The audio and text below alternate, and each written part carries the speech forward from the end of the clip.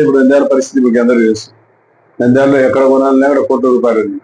కాబట్టి ఎక్కడ కేటాయించిన ఆ రోజు మీరు నందమూరి నగర్ పోలే, వెంకటాచలం నగర్, అది హిందూస్ కాలనీ పోలే, పద్మ అది రమణారెడ్డి మీకు కూడా ఇచ్చాను కూడా ఇక్కడ ఆ పాప అయ్యే ఉండే మీరు చిత్రాలు పోగొట్టుకోండి పద్మ మీరు అప్పుడు అయ్యే ఉండే పాప కింద షాపులు కట్టుకుంటా పైన ఇల్లు కట్టుకుంటామంటే కనీసం సలా 2 సెంట్లు ఇస్తుంది. ఆ 2 సెంట్లు కూడా దాని వాల్యూ మీకు చెప్పదు. కాబట్టి తప్పకుండా మీకు కూడా ప్రస్తుతం కూడా మీరు అనువైన చోట స్థలం ఏడుంటే మీరు ఎత్తులాడండి. ప్రభుత్వ స్థలము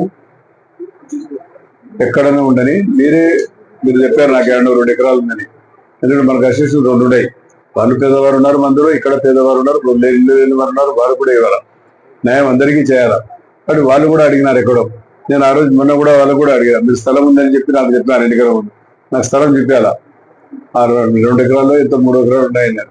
మీరు ఆ స్థలం చెప్పిస్తే ఇమీడియట్ గా కలెక్టర్ గారితో మాట్లాడి నామ్స్ ప్రకారం ప్రభుత్వ రూల్స్ ప్రకారం ఏ రకంగా చేద్దాం. తప్పకుండా ఇల్లు లేని వారికి అందరికీ కూడా ఇల్లు ఇస్తాం, స్థలాలు ఇస్తాం, కట్టుకోండి మీరు.